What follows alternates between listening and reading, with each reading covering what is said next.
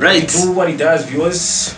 It's Brendon in the cut, and today we are on our 4th episode, right? Oh, 6th episode. Yeah. So yeah, our special guest for today is Pedro Mateus, the founder and director of Blind Agency. It was Blind Communication, so they rebranded to Blind Agency.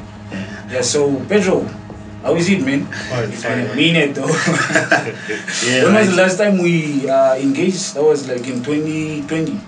When we went for Windhoek Fashion. Yeah, it was 2020. Yeah. Interesting. Yeah, so can you just give the viewer a brief description of who you are, what you do? Yeah, I'm sure our viewers will be interested in knowing who did these guys get in the podcast this time. Yeah. So yeah, just tell our viewers who is Pedro for these guys to bring him in on branding today. My name is Pedro, and I'm a creative professional. Yeah. And an entrepreneur as well. I run a branding agency, and what is that? I have a qualification in visual arts. Yeah, and I'm a branding specialist, brand designer, or which some people call also as a business designer. So this is the title that I go. Wow, that's interesting. So you say you have a branding company as well. Yes. Oh, that's pretty interesting considering Blind Agency, right? Yes. Guys, so Blind Agency, in case you want to check into branding or anything, Blind Agency, it has a website, right? Yes. And all that is all set and running. Yeah. Interesting. So with that out of the way, perhaps maybe Pedro, you can tell us what exactly branding is. Or in a sense that just a short introduction, of what do you think branding is, or how do you know, since you've experienced this on a direct basis, what do you know of, say, if somebody asks you, what is branding? And that question, it's a good question, and I would answer that in a different levels, but let me simplify I think, and to make it sweet and short. Okay. Basically, branding is the process of creating a unique experience to a company or to an organization, sometimes even to an individual. It's basically, it's somebody get gut feeling about your product or your service, and sometimes about yourself, because in this day we are talking about a lot of personal branding, so personal brands and stuff. So basically, it's how people perceive you. It's how people perceive you, and in addition to that, now the branding is how to shape that perspective. Okay. Yes. Okay. So with branding, it's more or less like, is it the same like just when a person comes? Let me give you a hypothetical example. Yes. When you are born, you are given a name. Yeah. So let me make an example of me, Laurentius, right? Yes. So I'm given the name as Laurentius. So is branding sort of work in that particular line? Like people will know me as Laurentius, and that's how it's gonna be. You don't need to do anything else. They just give you a name, and then the public calls you by that name. You become sort of like a figure that they know by that particular name. Is that how branding works as well? Yes. There is a part of branding which is one of the first section, which is naming. Yes. It's not branding. It's a different. No, it's just branding, and then we have like a business and personal. Depends on how it's applied. If it's to a company, it becomes a business. If it's to a person, it's a personal. So that is a personal branding. From the moment that you're giving a name, it's what people gonna be known you as. That's what they're going to know. Sometimes you might get somebody who has the same name as you, but then the image, the way people perceive you, it's different. It's different. Yes. That's very interesting. How do you think? How is branding being taken in Namibia? How serious is it? Yeah. Starting from the fact that my agency is the first full-time branding agency in the country. So we are now very aware. Even my client, most of the clients that we encountered, we had to kind of like give them. I don't want to say teach them. Because we sound a little bit bad or rude. But we enlighten them about what is branding, because people usually come, I need a logo, but they don't know why do they need the logo. Is that logo something that's gonna affect the bottom line of their company or the vision of the world and where they wanna go. Yeah. So we kind of like just refresh them about what is branding and so on. Okay, so with branding, does it, you know, sometimes I look at brands and I feel like, okay, this is an easy thing, but to some extent, if you sort of like try to understand it as a whole, it becomes tricky. So when you're sort of branding something, let me say a company or maybe an individual, what are the things that you really need to be careful about so that you come to a certain conclusion like, okay, no, since this is the type of service and this is the type of product that we offer, we're going to look at branding from this type of area, perhaps. Maybe can you sort of like give us clearance on that? Oh, all right. Yeah. That is a good question. Yeah. Basically, we start with the vision. The vision is what defines everything. The vision? Yes. Great. Because, if you want to be perceived as something, everything that we are going to do, we're going to respect that rule. Basically, it's the Bible. It's why sometimes there's just this analogy. That's the Bible. Because the gospel that we will preach, going to fall back into the Bible. We have to check, is it written here? Written. For example, we want to be number one, for example, in this industry. And we have to consider what are the key factors that gonna help us to achieve that. Yes. That's very good. That's very important. How about ideology? Like let me say a philosophy ideology behind branding. Like per se, there is an explanation behind a name. You know, like per se. Look at what can I give an example of? Let me give a brand like in regards to clothing line. Let me say Omes, although it's not yet out there. It's Omes. It's a brand I've seen. It's a friend. So his ideology, or perhaps his understanding behind that brand, is that it's sort of something which is local, but also it's relatable to a sense that it also gives you that vibe of exercising or masculinity. So my question here is, what I'm trying to structure is, does a brand, when you are branding something, do you need to have like a philosophy approach to it? Oh, all right. Yeah. Yes, I would say yes, but it's not because if we see worldwide, most of the successful brand, they live into philosophy space. I had back in the day, one of my mentor, he told me like we have 3 types of business. Okay. Like for talking about Africa now, we have 3 types of business, three types of philosophy of business. The first one is those that are making things just to sell, which means to buy. Just to have something to eat. Okay, cool. I'm gonna run this small shop. I don't want any more stuff. I just wanna get food. Bread at the table. Bread on the table, like every day. Okay. And there are those who build business maybe to leave something for their kids in the future. Like for example, those business that are like first was the father, like what the Chinese and this they do, like it's like becomes a generational wealth. Yes. And then the third one, which are those business that are building the philosophy space. Like for example, Apple. People are crazy enough to think that can change the world are the ones who do. And Nike. It's not like it's to take people from one stage to another, like to do greater work, to just do it. Exactly. So and when we are creating a brand, we need to consider that. And if we see in the history, the brands that are resisting the test of time are the ones that are created in the philosophy space. Yes. No, that's really which are your top Namibian brands that you really like, in terms of the structure and everything like that? Which Namibian brands would you say are your favorite Namibian brands? We're not saying you cannot start with yours. Voice, by the way, they all are wondering who that is. Girl's voice is also here. Ruben. So you can start with your brand. We are not restricting you. If you love yours first, then let the viewers know that first before you give them a different perspective. Okay, let's go. No, I know a few. The first one is MTC. Okay. MTC. Why do you say that?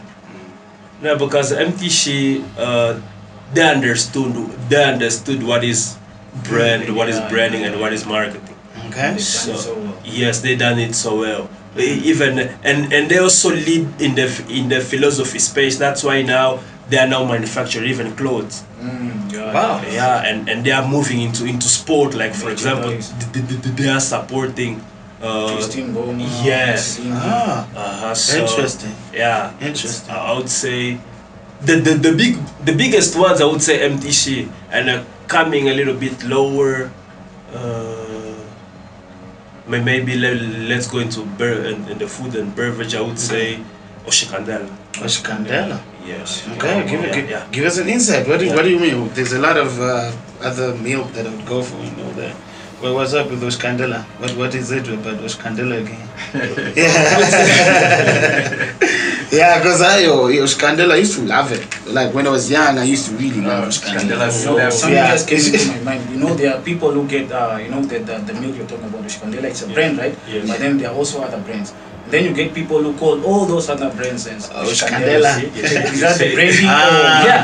That's the power of branding. Yeah, it's the power of branding. Yeah.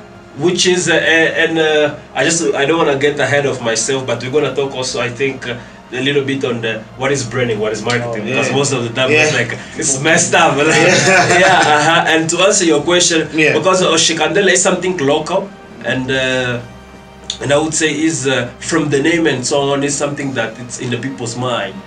So and the product is also great. Definitely. That's amazing. Is really great. That's really amazing. So it's like Brendon was just giving an example now about you looking at other products and you still call it Oshikandela. Yo, that's tremendously fine. I think, should we really think about something that does that and we know that okay, this is a really powerful brand per se? You find communities that refers to every cool drink as Coca-Cola or Fanta. It's Fanta. Coke is a Fanta. Coke is a Fanta. Is it Kavanga people? You know Fanta or Coke. Fanta or Coke. And that is one of the way for us to measure what is a good brand and what is a bad brand, because from the moment that your brand becomes a verb, it's a good brand. So that can be wow. Like for example, let me WhatsApp you. Now WhatsApp become a verb. You know. So as soon as your brand becomes a verb, my guys, you need to know. As soon as your brand becomes a verb, it's a rap for you. In the mouth of everyone. Constantly. But I heard you mentioning companies like MTC. And then you came back to Oshikandela. You know, I'm somebody who's really, you know, passionate about my institution. But what's up with you now? Provided that they are one of your clients. I mean, I want to understand. Maybe there's something you are not telling us here. Can we hear it? What's up with you now? All right. Some of the viewers, people that I know, like for example, my lecture, because I also school here. So, but I would say in terms of branding, we are not. How can I say that? We have the reputation because it's the first Namibian university. You know, like that name is already that name is already powerful. But we are. I think we are not living to that expectation, because a brand, it's basically, somebody once told me, a good brand remove stress from the clients, because when you go and you buy Apple, you don't have to worry about if the phone is good or if the quality. You know, it's already an assurance. And most of the time, we are not delivering that anymore. We are no more delivering that. Yes. But you know, speaking of what we just finished talking about right now, that when your brand sort of becomes like a verb, then you're really doing tremendously good. I want to look at the community as well, like in the villages and whatnot. You'll never hear a parent or somebody asking you, are you at NAST? Are you at Polytechnic? Or maybe say, did you come back from NAST? Or they'll say, did you come back from UNAM? Understand? or for example, sometimes your grandparents will be asking you like, so where are you attending? I'm attending at NAST. Okay, so when are you going to Unam? Yeah, I understand. Exactly. That's a good one. I'm telling you now. So when are you going to? When are you going to? University. Yeah. University now. That's the thing. So isn't that like a sign of them being like they sort of know what they're doing in terms of branding? No. Of course, yeah. It's what I said. Like we reach a certain position sometimes because we are the first. Okay. Yeah. And sometimes because we deliver. Even though we are not the first, but if we deliver the best, we're gonna kill the person that is in the first position. This is what happened with UNAM. It's the first, and all our parents and grandparents they know about UNAM. But if you engage somebody that is schooling in this institution, they're gonna tell you something else. And a lot of them they drop here and then they go to NAST. I think in terms of branding, NAST. It's nailing it. It's nailing. Yes. Okay. When it comes to branding, and we are losing that position of being the great. Yeah. But our name still there. I think the name itself is what is keeping this institution alive. Interesting. Yeah, because they build that reputation over the years. I'm surprised they mentioned top score and marathon sugar. Marathon sugar, top score. And there's also another one. Which one is a spaghetti one? Spaghetti Polana. Polana. The one is also doing the most. It's been like doing. Is that branding now? Yeah. That is branding, and I have a few friends who are basically managing that brand, the top score, and Since you're also part of the fashion industry, I just want to find out if the Namibian local brands in the fashion industry have an impact. How big is the impact on the people? Yeah, how big is the impact? What can they do in order for them to challenge those other multinational brands? Oh, okay, cool. Now I'm going to be a little bit more critical. Yeah, let's go. We all here. We here to listen. We learn. And in my humble opinion, being into the industry, because I also study fashion. I don't think we have more than 7 qualified fashion designers in the country. Not more than 7. And we recently just lost somebody that was the icon of the fashion industry in Namibia, Cynthia. Now I think in the list we just have like about 5. The rest are just the entire country. In the entire country, the rest are just doing copycats. That's it. Namibian youth, please, if you can listen to this, please take it too serious, man. You guys, bro. Okay. Also falls under whereby those other brands, they buy products in Chinese or other companies. They just buy shirts and then they print the brand about on the that shirt. Copycat. Is it? Yeah, it's copycat. Those people even in the wars. Those people are even the worst. For example, like I'm gonna be perceived as a little bit as rude, but it's the truth. What are we doing? We have a lot of young people here that call themselves entrepreneurs and stuff. But what are we doing? We are ordering phones from China and resell that, and then you call yourself entrepreneurs. You are getting clothes somewhere there, or hair or anything like that, and sell in the country, and then you are calling yourself entrepreneur. What type of entrepreneur is you? And going back to the fashion industry, we are copying silhouettes. Like for example, this jacket. If I buy a material and make this jacket, there is nothing fashion there, and I put my logo here and say like I have done something. No, we need to create new silhouettes, our own brands, the things that we be known as. You see, so I like that critique, honestly. But you see, Activate Detox, this is what we really want to do. Activate, sort of change a mentality in the way we are supposed to do things. So what do you think can the Namibian improve on, or ways in which we can try to sort of do things differently, coming from an aspect as you? I would say we have to go back to the drawing board and start, and we have to learn. That's the first thing that we need to do. We have to go back to the drawing board. Yes, and then we have to study and learn how the things are done.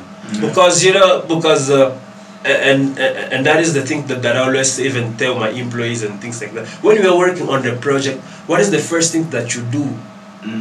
How are we going to measure the success of this project. Yeah. Are we gonna measure out of our own understanding of the things? We're gonna do trap. So which means we have to go out there and see the people that are really nailing the thing, and then not copying but modeling after what the path that they already worked on, and then imply our creativity to come up with something different. So and I think this is something that we lack. You get to learn from the best. Yes. Exactly. So you're saying walking in the footsteps of those pioneers who have done it already.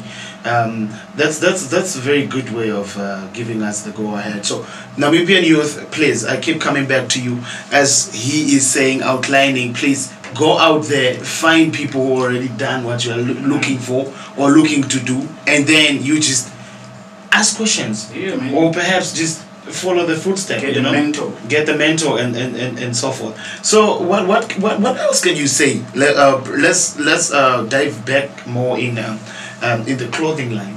What do you think? What do you think does that industry sort of need to look at in terms of also in terms of people just not ordering things from outside countries and selling them and calling themselves entrepreneurs? What do you think they can do? Sort of like just to give them a chance to sort of look at things a little bit different as well.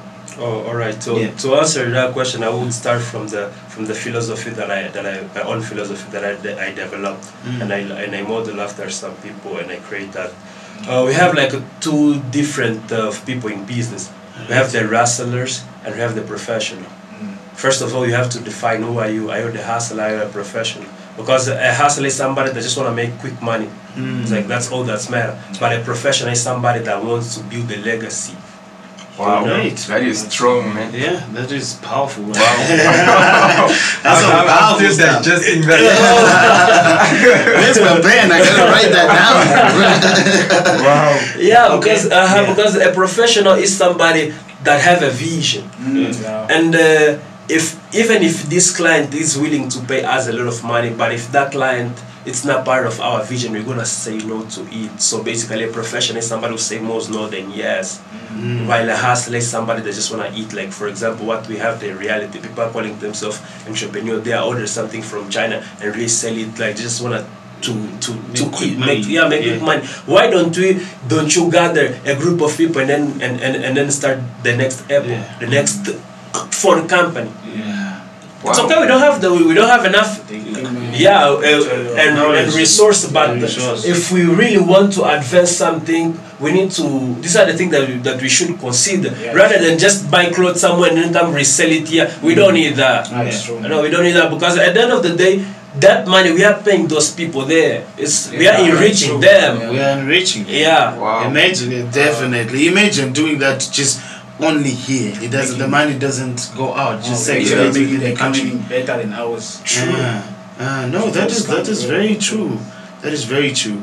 And how about things of like restrictions wise? How does that work? Maybe there are things you have encountered in your lifetime, like as a branding personnel, in regards to when you are sort of working you saw a vision, but you want to sort of do it, but then there are laws and regulations in place which restrict you from that. Is there anything like that? Sort of? Maybe that you can share with us. Yeah, all of the journeys that we venture in, they eventually gonna have. We're gonna encounter problems and but it's our drive. It's gonna take us back to the question: why do we start? Or why are we doing what are we doing? If we have the vision, we're gonna eventually overcome those. We know, like we are African. We can't deny the fact that politician and things like that and all of these restriction and regulation. But for example, Steve Jobs, he wanted to live in that world where we have iPhones, digital phones and things like that, and a personal computer. So he worked towards that future. And the same happened with a lot of other founders. Yes, it's like it's the world that you want to live in, that you have to go for and create it to. No, that's something. That's amazing. That's really amazing. So you gotta choose between those worlds. So So you are saying that Steve Jobs' efforts in trying to make life easier through his products is actually what led to the success of these products? Yes, Wow. we can say that. Could you say that's what caused the fall of the BlackBerry phone? Yeah, whatever. Yeah, It's gone, man. Yeah, it's because like they were not manufacturing a product. They were like living in a philosophy space where they say, and then later on they launched that campaign, think different. Yeah. It's basically to empower the creative people. So that's what's led the success of Apple.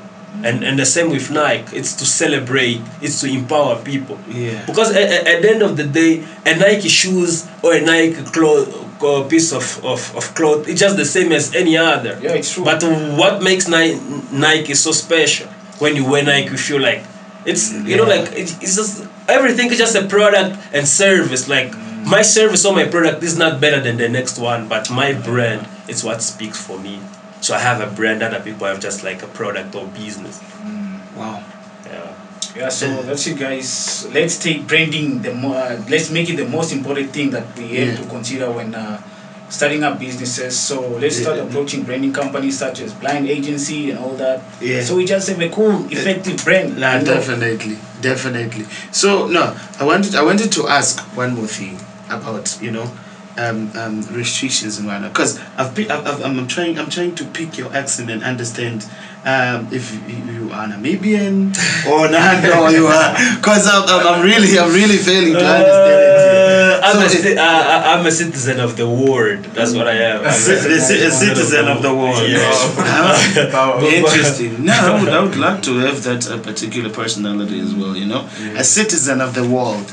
You understand? But in terms of branding, you understand. So, would you say it's Namibian branding sort of?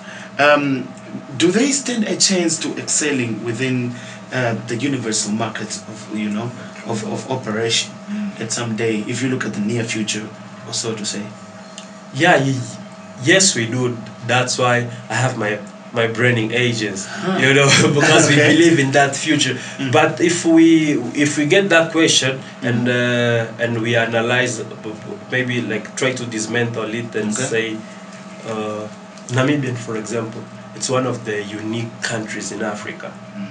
All these Hollywood stars and famous people, they leave their continent and their countries to come to see Sources Flay. That is brand. That's branding. Yes, it's like it's something unique that you can only find somewhere. So if we take that example and we make our product, our service just in the same way, I think we can go far. Because if people can travel long miles just to go and see Sources Flay and all of those lodge in the desert and things like that, the drive where the sea meets the ocean, those are like how can I say, touch points of the country brand, basically. If you get a European person and you ask him like, do you know Namibia? The first thing that they're gonna talk about Swakop and Walvis Bay and Sources Flay. That's so. Which mean if we can get the same analogy and apply that to our business, I think we can. Basically, aren't we the only country in the world that can do this? Show on it with the Look at that. You see. Isn't this also branding? It is a touch point of brand. Touch point. So touch point, UPS or something. That's very good. That's great. So what we need, let me just add on that. What we need, we just need to first to humble ourselves to acknowledge that we don't know nothing and we are not doing nothing yet. And then go to that path where we have to study, look to what other people are doing, because of most of the things that we do out of our own understanding. And when you do things out of your own understanding, you don't know if you're right or wrong. We're just doing something. You understand? Yeah, and worldwide we have a lot of companies, and we live in the digital age. We have books, we have people who have success that wrote, and they have like a podcast and all these things. It's material that we need to study in order for us to level up our games, basically. So that's why I say, like, always study, always learn, relearn, unlearn, learn, relearn, and unlearn. That's Relearn. like and then we can powerful. Always something that Martin says. Relearn. Definitely. All right. No, honestly, nice having you today here. I'm sure I have learned a lot today. And for the viewers, I'm definitely thinking this was a good one to sort of look at branding from a different perspective. Yeah. We shouldn't just allow ourselves to be copycats, you know. We should understand branding from a perspective of you wanting to change something. You know, like you say, there are two sort of sides, isn't it? It's either you are a what or you are a what? Oh, either you are a professional or you are a hustler. You hear that? Yeah. It's either you are a professional or you are a hustler. Inside you wear. You understand? I think people fail to understand that. Wow. They just call we are, themselves. we are gonna put that into a quote and Yeah. maybe it on activated talks. Yeah. social media. Yeah. Now we on. We can basically do anything right now. We can write anything. You understand? Yeah, So that's true. And because if you're hustling, it's just something for you, for your family. It's Yeah. like just something for But if you're a professional, you're trying to create something to the community. Yeah. You know, something bigger than yourself. Yeah. And Exactly. and that is one of the law of nature, is to live for others. Like, for Yeah. example, the sunshine doesn't ask anything for us, and why don't we make our business also to live for others? It's like It's the little things around you, man. They teach you. You don't see it. It's I mean, basically- the tree is there in I love Kavango, so I'm gonna use Kavango. There are so many trees in Kavango. They are giving you shade. You understand? And you sleep under the tree without it asking you. That's it's With basically that- you check, it's basically creating a system. You know, as an Yeah. entrepreneur, you just have to create a system whereby people have to come. You know, Yeah, no, create definitely. employment and all that. Yeah, We are definitely. creating a system that will live for long, rather than just something that will just be there, Yeah, circulate oh. and then disappear. or just go on social media and say, order with me. Oh, you check that. That's basically not a system. Yeah. But it's a hustle, guys. Just change the perspective or the arrangement that you have with. It's just the mindset. Yeah. So with that out of the hand, guys, I think we've come to the end of Pedro's warm knowledge. You understand, knowledge that enlightens not just us but the entire Namibian community. We thank you very much for taking time and coming to visit the Activated Talks. We appreciate you, and we would love to have you at most of the time. I'm saying it's not just branding which you are familiarized with. You can touch a lot of things. So Thank you. It's my Jack of pleasure all to trades. be Isn't that what they say? If you are talented in doing too many things, Yeah. it's a jack of all trades, right? It's the jack of all trades. So don't forget to subscribe, like our channel, like this video, and like all the other videos. You know what I mean? So, until next